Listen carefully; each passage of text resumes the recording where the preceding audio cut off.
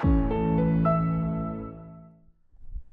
very good morning, esteemed stewards, distinguished guests, ladies and gentlemen. It's a great privilege for me to be able to share some thoughts here at the opening of the Steward Leadership Summit 2025 with a topic that is close to my heart, leading powerfully with happiness. As a former and first secretary of the Gross National Happiness Commission, as well as former chairperson of the Royal Civil Service Commission and now a member of the Gelifu Mindfulness City Core Working Group, I've witnessed how Bhutan's vision and philosophy of happiness, gross national happiness, now widely referred to as GNH, drives progress. I will share some stories and insights with the hope that it will offer some useful leadership lessons. But first, let me elaborate on gross national happiness to set the context.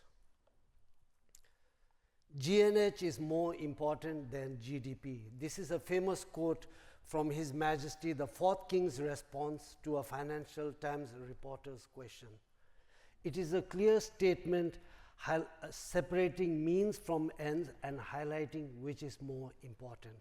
His Majesty the Fourth King is the author and inspiration behind the GNH vision and philosophy. Unlike GDP and other development indicators, GNH measures progress also through 4 pillars. And His Majesty the Fourth King's contributions to Bhutan, through which we can get a sense of the GNH philosophy, are many. But let me highlight a few of the policies for illustrative purposes here under the 4 pillars of GNH. Under the Sustainable and Equitable Socio-Economic Development pillar, the provision of free healthcare and education for all are notable policies. Under Conservation of the Environment pillar, declaring 60% of the country to be maintained under forest cover for all time to come, and over 50% of the country as protected areas and biological corridors are notable. Thanks to these policies, we can today boldly declare that we are a carbon negative country. Under Preservation and Promotion of our Culture and Tradition pillar, among others, making mandatory the wearing of our national costume as formal dress, as I am doing now, is noteworthy. And in this regard, we have to recall the many countries and communities that lost their culture and traditions in the rush to modernize and now lament the loss. Their culture and traditions relegated to a spectacle for tourists. And under the Good Governance pillar, unleashing political reforms at the height of his power and popularity is notable. Devolution of power from the throne to the people through a series of reforms starting from 1981. Devolution of power to district development committees of the 20 districts that make up our country. 1991, devolving it further to 205 sub-districts that make up the 20 districts. In 1998, devolution of all executive authority to a council of ministers, and finally, initiating and culminating with the enactment of the Constitution of the Kingdom of Bhutan in 2008, a very progressive constitution by any standard. It includes, among others, minimum college education requirement for politicians. The Constitution also includes a retirement age for kings, 65 years. His Majesty the Fourth King, however, abdicated the golden throne in favor of the present king when he was just 51 years old. I hope this provides a sense of the leadership behind the GNH vision and philosophy. My own journey of public service began in 1989, joining the royal government in the Ministry of Finance. In 2007, I was appointed as the first secretary of the Gross National Happiness Commission, which brings a smile to my face. This commission had taken over the functions of the erstwhile Planning Commission and was responsible for developing and coordinating the implementation of the 5-year plans for the country. This included policies, plans, and programs. It was during this time that we developed and began to use the GNH index that you see before you to inform our work. Basically, the 4 pillars of GNH were now assessed across the 9 domains and 33 indicators that make up the GNH index. They include innovative areas such as psychological well-being, time use, and community vitality, all important conditions for people's happiness and well-being. For me, as Secretary of the GNH Commission, this wasn't just a paradigm or theory, it was a tool to guide policies, ensuring they uplifted people, preserved our heritage, and was sustainable. The following year, 2008, was a historic year. His Majesty, the present king, was enthroned as the 5th king of Bhutan, and with the enactment of the Constitution of the Kingdom of Bhutan, we became a democratic constitutional monarchy, and we got our first democratically elected government. Meanwhile, we found great value in the comprehensiveness of the GNH index that we had been using.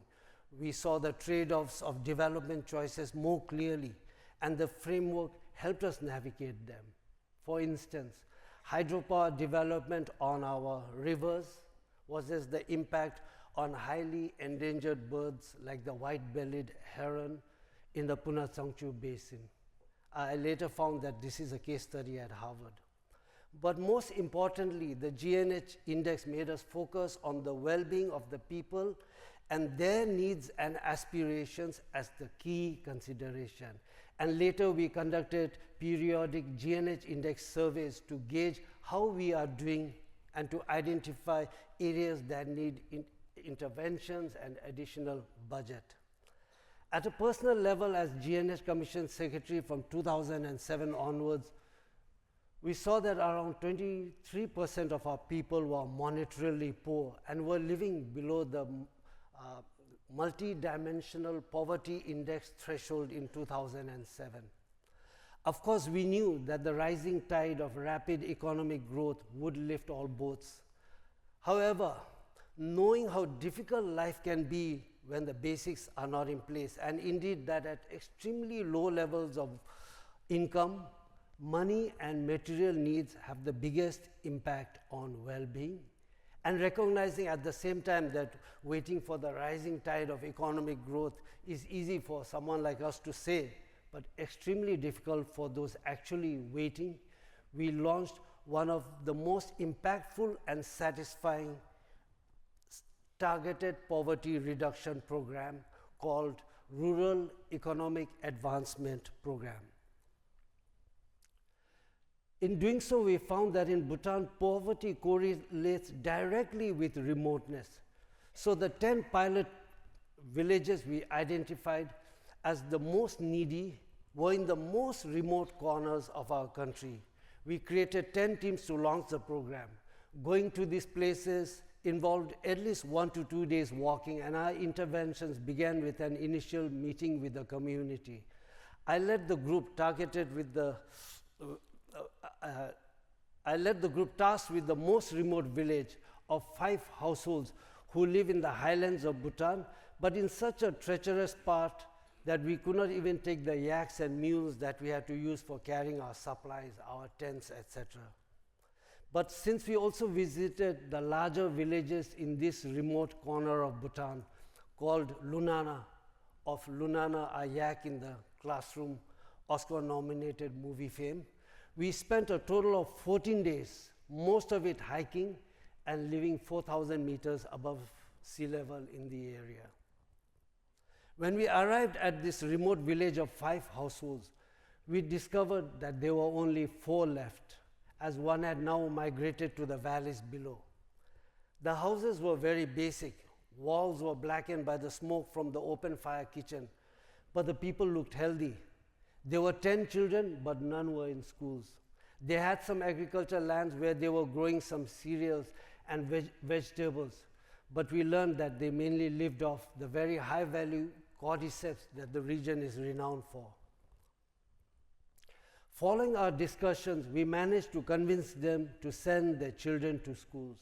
And in turn, we would help them with provision of water pipes to connect their homes to the spring, which are some distance away, as well as improved metal stoves for cooking and heating to reduce smoke and its related health problems, and solar lighting equipment.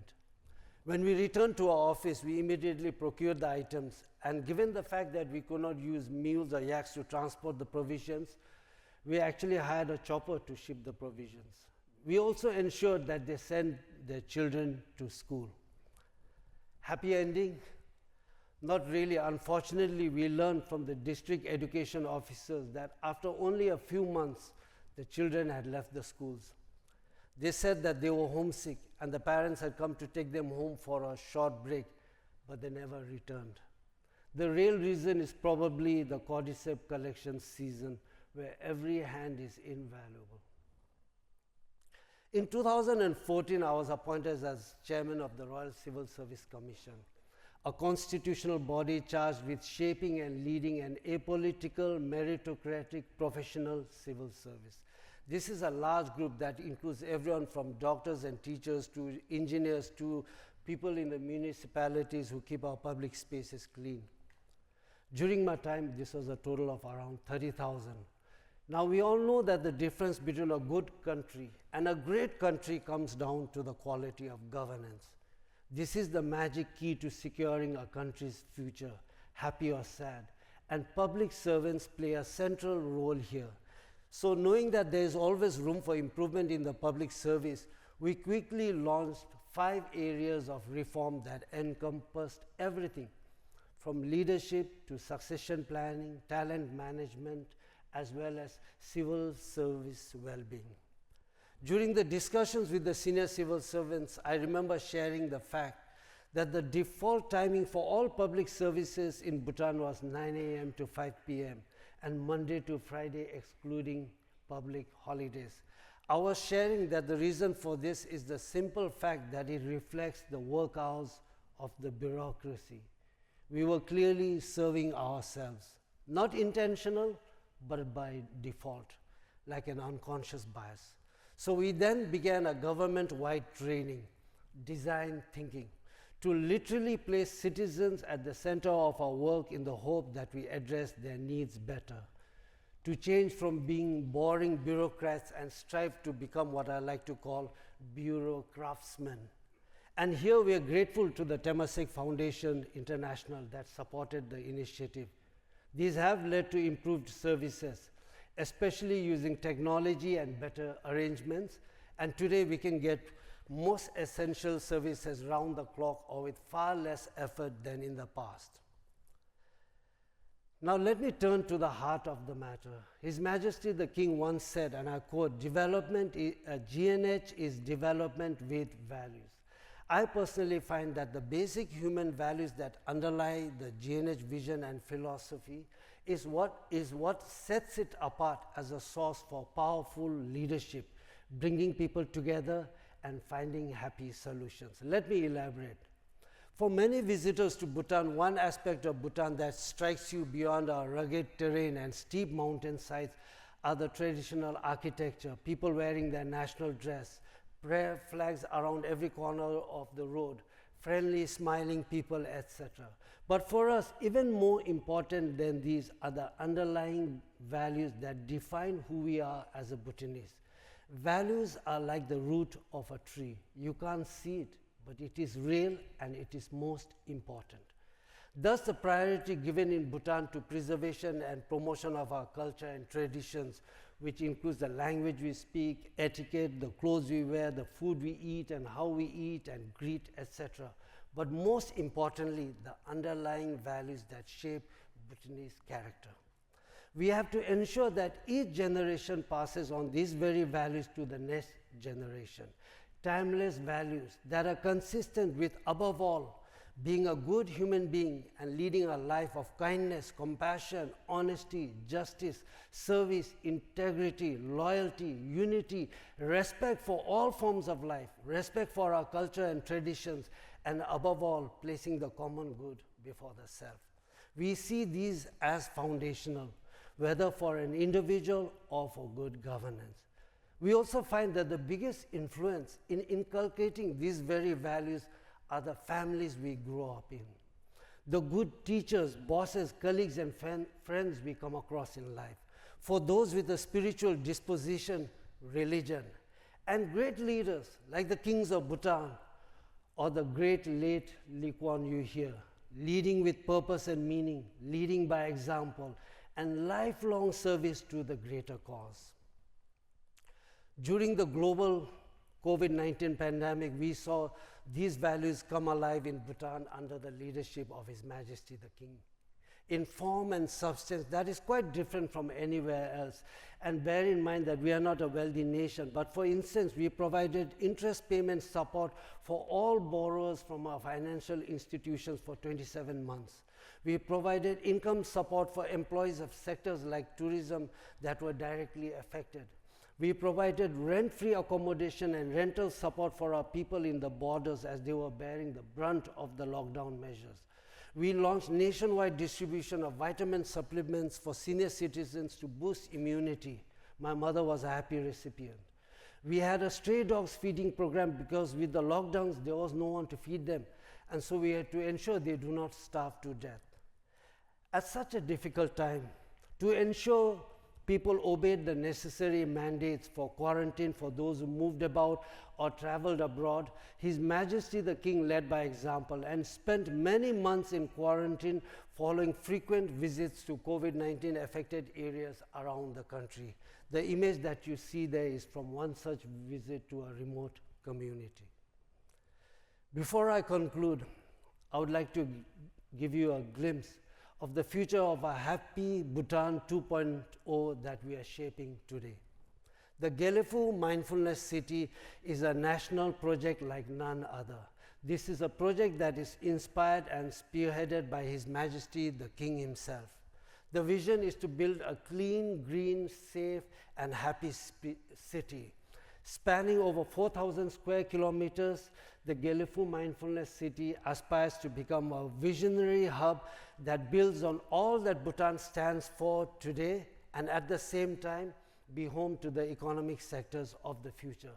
The plan is, among others, to build a green city, promote green tech, be powered by green energy, have biodiversity corridors for people and nature to coexist in harmony, and mindfulness integrated design. The hope is to attract people who share the same vision and values of Bhutan and who are eager to tap the opportunities of linking South Asia to Southeast Asia, but do it in a purpose-driven, meaning-laden manner that aligns to Bhutan's GNH vision and philosophy and benefits Bhutan and beyond. I'm happy to highlight here finally that work on GMC, the Mindfulness City, has begun in earnest with construction of an international airport, cultural monuments and parks, etc. underway. It literally began with a groundbreaking ceremony on 8 July earlier this year with His Majesty and the royal family and volunteers coming together over 5 days to begin clearing the area for the work on the international airport to begin. Before you is an image from that historic moment of the royal family surrounded by volunteers. And even as we speak, His Majesty and the royal family and over 7,000 volunteers gathered in the Mindfulness City yesterday to spend another 5 days of voluntary work clearing areas, among others, for a new heritage park to be built. I thank you for your kind attention.